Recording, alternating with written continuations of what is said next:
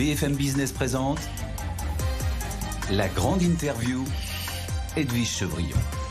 Bonsoir à tous, bienvenue dans la grande interview. Plein de sujets à parler avec mon invité Pierre-André Tchanadar. Bonsoir Pierre-André Tchanadar. Bonsoir Edwige Chevrillon. Merci d'être avec nous. Vous êtes aujourd'hui président de l'Institut de l'entreprise, vous êtes coprésident de la Fabrique de l'industrie, ça fait longtemps avec Louis Gallois. Et vous êtes aujourd'hui président d'honneur du groupe Saint-Gobain. Beaucoup de questions à voir avec vous. D'abord, vous avez publié un baromètre. Alors, on a déjà connu quelques enseignements la semaine dernière où on voit que l'entreprise est un acteur incontournable, du moins aux yeux des Français, du débat public.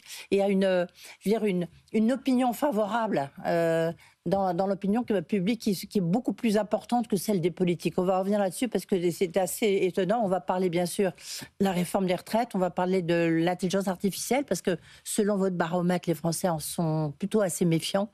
Et puis surtout, je parlerai avec vous de la CSRD. Demain, on verra à quelle sauce verte on va être mangé avec la publication de l'Omnibus, du Green Deal.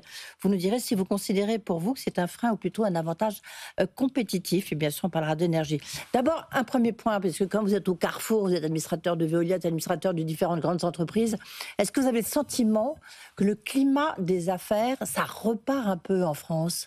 Oui, je crois que ça va un peu mieux qu'il y a 2-3 mois. Alors, il y a à mon avis 2 raisons. La première, c'est que même si tout le monde dit qu'on a un mauvais budget, on a un budget. Et en France, quand même, on a besoin d'un budget.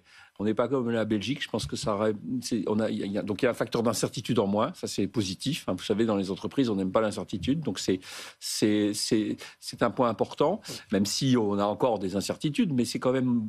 Et puis la deuxième chose, je crois, c'est que c'est l'effet Trump. J'allais dire que on voit tellement de choses un peu folles depuis une quinzaine de jours que je pense qu'il y a un certain nombre d'entreprises qui, alors qu'il y a 4-5 mois, on était dans, si vous voulez, l'ambiance du rapport Draghi, oui. Les Européens étaient déprimés. Là, on se dit que peut-être quand même rester en Europe et investir en Europe, c'est d'un point de vue d'état de droit, de sécurité, c'est pas forcément idiot. Donc moi, je pense que ça, c'est un élément plutôt positif et que alors c'est pas l'euphorie, mais que ça va plutôt mieux qu'il y a 3 mois. Voilà, c'est le côté trop imprévisible de Donald Trump qui commence peut-être à faire un peu peur, là, pour le coup, avec un peu peur aux chefs d'entreprise. Alors, revenons un instant quand même sur le baromètre que vous avez publié au nom de l'Institut de l'entreprise. Le premier enseignement, quand même, moi, je trouve assez fort, on va en reparler. On voit que seuls 16% des Français accordent leur confiance aux partis politiques, mais en revanche, ils sont 62% à apporter leur confiance à l'entreprise. C'est assez rare parce qu'on dit toujours que les Français, ils n'aiment pas l'entreprise. Alors c'est pas nouveau d'un certain côté, mais ce qui est nouveau, c'est que dans ce sondage, on voit la même chose dans les différents pays d'Europe. Et donc, on a un climat de défiance généralisé vis-à-vis des institutions politiques, mais même, si vous voulez, la justice, les syndicats, les médias, les institutions, les gens s'en méfient et l'entreprise résiste. C'est un repère pour les Français. Les Français, parce que c'est pas le cas ailleurs. Pardon ? C'est pas le cas ailleurs. C'est le cas ailleurs un tout petit peu moins. On aurait pu penser que la France était moins le cas qu'ailleurs. Et un des éléments de sondage, c'est que l'entreprise, finalement, en France, les Français lui font confiance.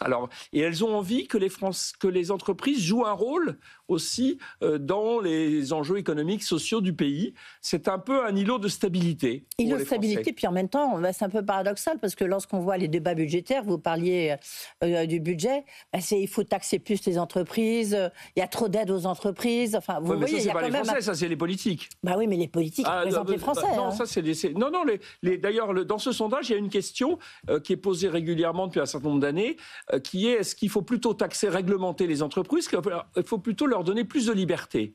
Et depuis quelques années, il faut leur donner plus de liberté. Et par rapport au dernier sondage, là, ça a monté de 3 points. Donc en fait, c'est, pour reprendre la formule du président Pompidou, c'est arrêter d'emmerder les entreprises, ce que dit ce sondage. Oui, donc ça, il faut le dire aux politiques, en fait. Oui, c'est ça qui est un point quand même assez important. Est-ce que lorsqu'on regarde la côté où est-ce que vous avez le plus de chances de réussir votre vie, parce qu'avant on disait que les Français ils aimaient être fonctionnaires. Là, il y a 52% des Français qui considèrent qu'on a plus de chances de réussir dans la vie Si on est dans le privé, c'est marrant, c'est nouveau. C'est nouveau. Là, pour le coup, c'est quand même très nouveau par rapport à l'historique. Oui, mais parce que si vous voulez, les entreprises sont mieux gérées que la fonction publique, je crois. Et donc, quelque part, il y avait un élément stabilité historique, mais dans la fonction publique, c'était l'emploi à vie.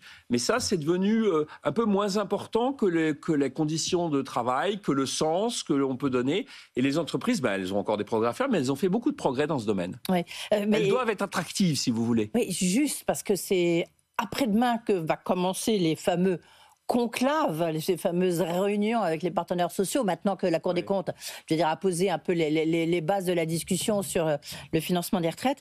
Et en même temps, les Français, on voit bien, ils n'ont pas envie de travailler plus. C'est là, ils ont un rapport au travail qui ne corrobore pas complètement les enseignements de votre baromètre. Vous êtes d'accord ? Je suis d'accord, mais je crois que le gros sujet de la France aujourd'hui, c'est que le travail ne paye plus. Et donc, les Français, ils ont moins envie de travailler. Il faut leur redonner envie de travailler. Oui, mais c'est à vous, chef d'entreprise. C'est à vous, chef d'entreprise, de donner envie de travailler. D'abord, parce qu'il faut qu'ils gagnent plus. Regarde, les chiffres sont impressionnants sur la différence entre le coût du travail pour une entreprise et ce que touche le salarié. Le patron de Michelin avait donné ça, mais je rappelle les chiffres. Pour 100 de salaire brut, ça coûte 142 à l'entreprise et le salarié, il touche 77 en France. Cet écart, il est plus important que partout ailleurs. Donc ça veut dire que travailler, ça ne rapporte pas assez et ça coûte trop cher à l'entreprise. Donc il y a un vrai sujet là. Alors, il y a aussi il faut redonner, il faut réenchanter le travail, il faut améliorer, redonner sens. Mais je pense qu'il y a un sujet de, si vous voulez, le travail, ça paye plus. Et donc ça veut dire, c'est des choses très lourdes, ça veut dire qu'il va falloir revisiter notre modèle social. Parce que ce débat sur les retraites, il est surréaliste, si vous voulez, par rapport aux autres pays. On connaît encore ce débat. Mais donc, si les politiques en sont à avoir des mesures, des idées qui me paraissent bonnes, vous avez raison, c'est un peu aussi parce que les Français n'ont pas envie suffisamment de travailler. Donc il faut leur redonner aussi, je crois, envie de travailler. Et pour ça, il faut réformer notre modèle social, il faut changer beaucoup de choses. La barrière d'âge, les 64 ans, est-ce que pour vous, ça doit être une ligne rouge pour le patronat ? Écoutez, on voit bien que de toute façon, ça va être déséquilibré. Moi, je pense qu'il faut qu'on travaille plus longtemps. Alors, entre l'âge et la durée de cotisation, ce qui est important, c'est qu'à mon avis, dans les prochaines années, il faudra les deux, parce qu'on vit de plus en plus longtemps, on va vivre en bonne santé beaucoup plus longtemps, et donc le rapport entre les actifs et les non-actifs, il fait qu'il faudra de toute façon travailler plus longtemps. Donc, je pense, si vous voulez, qu'on a fait une réforme, elle a été difficile à faire, je ne comprends pas pourquoi on revient encore dessus aujourd'hui. Si vous parce qu'elle était insuffisante. Non, et puis elle était insuffisante, et deux, elle reste quand même très impopulaire. Oui, mais gouverner, c'est aussi assumer des choses qu'il faut faire pour les Français. Mais il faut leur redonner envie, il faut faire d'autres choses en même temps, c'est ce que j'ai dit. Il faudrait qu'on retravaille cette histoire de coût du travail, ça veut dire en gros... La rémunération aussi, donner moins aux actionnaires et donner plus aux salariés, non ? C'est pas le sujet avec les... Non, le sujet, c'est, si vous voulez, que la France est un pays dans lequel on fait porter sur le travail des tas de charges qui, dans d'autres pays, ne sont pas sur le travail. Voilà. Donc il faut revoir notre modèle de protection sociale et il faut aussi baisser massivement les dépenses publiques. On est quand même, de ce point de vue-là, on est très décalé par rapport à tous les autres pays qui nous entourent. Ouais, vous voyez comme c'est difficile. Oui, mais il faudrait un peu de courage là-dessus. J'ai reçu, il y a quelques jours, quelqu'un que vous connaissiez bien lorsque vous étiez aux États-Unis, c'est Olivier Blanchard, l'ancien chef économiste du FMI. Je lui demandais, est-ce qu'il est envisageable de voir que les équipes du FMI débarquent en France ?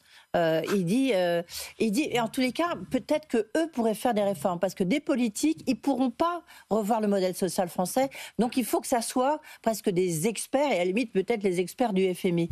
Moi, je pense quand même que ce serait bien qu'on ait des hommes politiques qui aient le courage de faire ça. C'est plus facile à faire juste après une élection importante, mais je pense qu'il faut s'y préparer.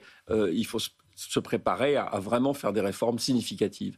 Alors, il y a un autre sujet que je trouvais, un autre enseignement intéressant dans votre dans votre baromètre de l'Institut de l'entreprise, Pierre-André de Chalendar, c'est sur l'IA. En fait, il y a seuls 17% des Français qui pensent que l'intelligence artificielle rendra leur travail plus intéressant. Ouais. Et la France se place ainsi en dernière position par rapport aux autres pays. Vous avez aussi testé. Il y en a 64% qui ont de l'appréhension vis-à-vis de l'IA. Oui, on n'est pas très moderne là-dessus. Oui. Alors, c'est toujours été le sujet du progrès technique qui donne le meilleur et le pire. Mais ce que je pense, c'est que le progrès, il faut pas avoir peur du progrès technique. On a eu les mêmes débats, vous savez, sur les robots. On a été les derniers à vouloir avoir des robots. On croyait que ça allait détruire des emplois. En fait, on voit très bien que les pays qui ont eu le plus de robots, c'est les pays aussi qui ont développé leur emploi industriel parce qu'ils ont été plus compétitifs. Donc, je pense qu'il y a un sujet sur l'IA. Alors, il y a aussi probablement des protections à mettre. Mais en France, on est probablement plus qu'ailleurs sur le côté protection au lieu de voir les avancées que ça va permettre. Donc, je pense que là, c'est oui, dommage. Mais justement, Marc, en tant que chef d'entreprise, comment résoudre ça? Mais dans les entreprises, si vous voulez, les entreprises se sont emparées de l'IA. Oui. Mais enfin, leurs salariés... beaucoup de Français se sont emparés de l'IA à titre personnel. Donc ils ont peur, mais ils le font quand même. Voilà. Donc, mais ça, j'allais dire, c'est un trait culturel français assez souvent. Oui, mais concrètement, comment est-ce que vous pouvez, vous, à l'Institut de l'entreprise, à la Fabrique de l'industrie, où vous travaillez beaucoup sur ces questions-là, comment est-ce qu'on peut essayer de gommer, d'enlever cette méfiance, de la diminuer au moins? Je pense qu'il faudra faire des réformes qui concernent les réseaux sociaux. C'est pas exactement la même chose, mais ça va de ce point de vue-là.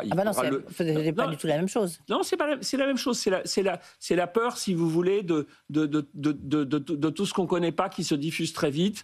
C'est la peur du nouveau, si vous voulez.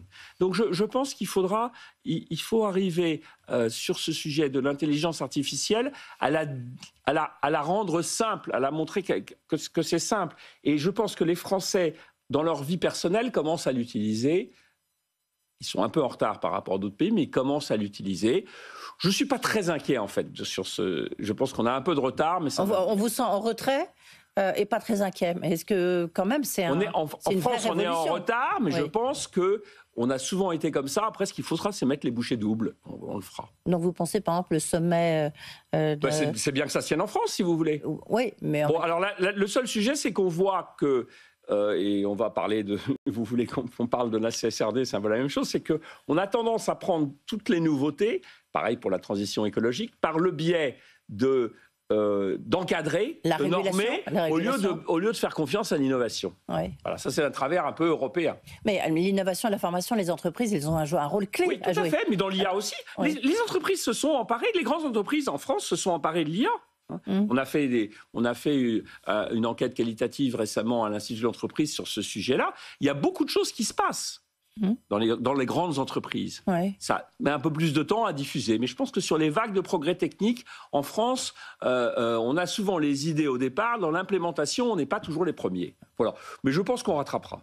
Alors, parlons de la CSRD. Donc, est-ce que c'est un frein ou un avantage compétitif? Tout le monde a des points de vue très divergents, entre chefs d'entreprise. Je recevais Julien de Normandie, que vous connaissez, qui, lui, évidemment, est très favorable à la CSRD. Il y en a d'autres qui disent, mais au contraire, ça quand même, je sais pas, on entendra tout à l'heure le patron d'Air Liquide, que je recevais vendredi, il disait, j'ai quand même 1600 personnes qui, de près ou loin, ont travaillé dessus. Pascal Demurger, de la Maïf, qui lui est très pour, il dit j'ai quand même une vingtaine de personnes qui travaillent dessus. Donc il faut avoir les moyens. Est-ce que donc demain on va savoir exactement qu'est-ce qui va se passer? Alors je pense, si vous voulez, que c'est un sujet sur lequel il ne faut pas jeter le bébé avec l'eau du bain. Ça part d'une bonne idée. L'idée, c'est de dire, on mesure la performance financière des entreprises. C'est important de mesurer leur impact dans toute une série d'autres domaines, et en particulier dans le domaine de l'écologie, de l'environnement. Donc ça, c'est une bonne idée. Et d'essayer de standardiser ça, ça devrait faciliter le travail. Le problème, c'est qu'à partir de cette bonne idée, on a construit à Bruxelles une usine à gaz, et un truc beaucoup trop compliqué. Alors, ce truc beaucoup trop compliqué, il a un avantage, c'est qu'il permet de se poser beaucoup de questions. Mais je pense que les grandes entreprises, maintenant, elles l'ont fait. Il ne faut pas revenir en arrière. La question, c'est de simplifier, et de simplifier beaucoup pour les petites entreprises, et probablement de leur donner aussi beaucoup plus de temps. Parce que sinon, c'est un coup de massue, si vous voulez. Les grandes entreprises, maintenant, elles ont fait le travail, puisque cette année, elles doivent avoir le reporting. Donc, ça ne sert pas à grand-chose de revenir en arrière sur les grandes entreprises. Par exemple, non, mais on l'a fait. On l'a fait. Non, les Français l'ont fait, les Allemands l'ont toujours pas fait. Il n'y a pas de sanction pour l'instant. Ah oui, mais je pense qu'à partir du moment où on l'a fait, si on l'a fait intelligemment, et les grandes entreprises ont essayé de le faire intelligemment, ça a été un travail de Romain, je suis d'accord. Mais maintenant que c'est fait, si on l'a bien fait, on a beaucoup réduit le nombre de ces indicateurs, qui est en théorie complètement fou, puisque c'est plus de 1100 indicateurs. Ouais. Bon, mais si on le réduit bien, le problème c'est que pour le réduire bien, il faut se poser beaucoup de questions. C'est un travail qui est trop important, à mon avis, pour beaucoup d'entreprises. Donc il faudrait qu'on revoie une CSRD beaucoup plus simple pour les entreprises plus petites et qu'on leur donne plus de temps. Voilà, qu'on le fasse progressivement. L'idée, encore une fois, normalement, ça devrait les aider. Mais si vous voulez, on a pris un marteau pilon pour écraser une mouche. Mais pourquoi vous dites normalement ça devrait les aider? Mais ça devrait les aider en quoi? Parce que je pense que non pas sur le reporting, mais sur le fond, là, je pense que les entreprises européennes et les entreprises françaises, elles ont pris la transition écologique à bras-le-corps. Et elles sont en avance. Et elles ne vont pas arrêter. En fait, les entreprises aujourd'hui, elles sont en avance. C'est les pouvoirs publics qui sont en retard. Et les pouvoirs publics, ils sont en retard sur un sujet majeur qui est la politique de l'énergie.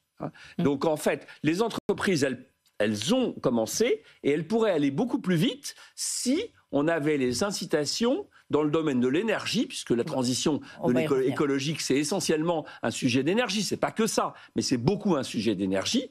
Et donc si on favorise l'utilisation d'énergie décarbonée par rapport aux énergies non décarbonées, à ce moment-là, je vais dire, les entreprises vont pouvoir accélérer. Mais les entreprises, si vous voulez, elles ont vu leur intérêt à long terme. Elles savent très bien que, de toute façon, il faudra y aller. Et donc, si on y va un peu plus vite, on a une chance d'être en avance par rapport aux autres. Donc, les grandes entreprises sont parties et elles ont entraîné à travers ce qu'on appelle le scope 3, elles entraînent tout leur écosystème et donc les entreprises sont parties dans la transition écologique, elles n'ont pas envie de revenir en arrière.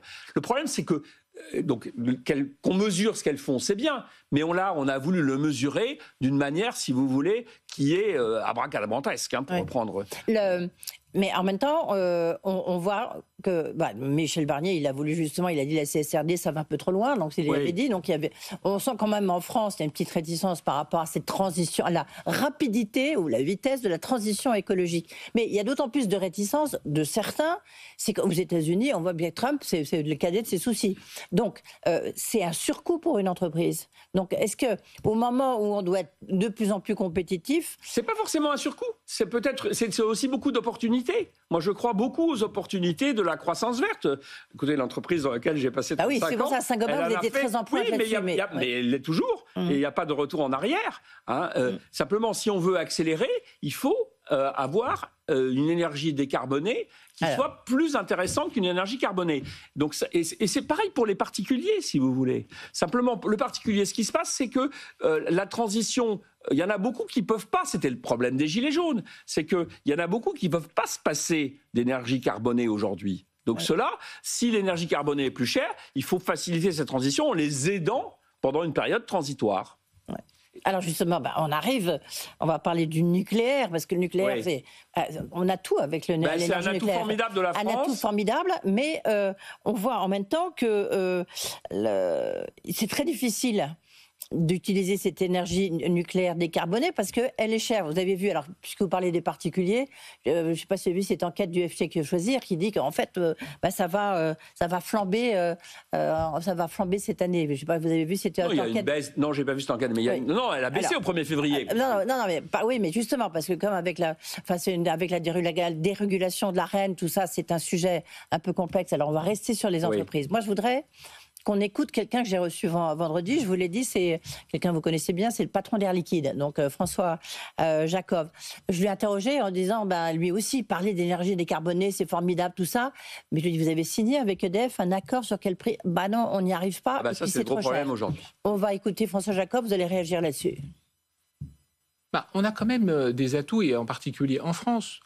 En termes d'énergie, on a une énergie nucléaire qui normalement est abondante, qui devrait être bon marché et qui est décarbonée. Donc faisons le levier sur cette force.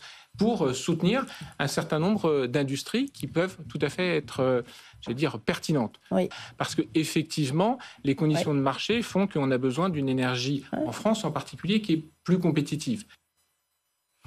Oui, alors... je suis complètement d'accord. Non, c'était plutôt...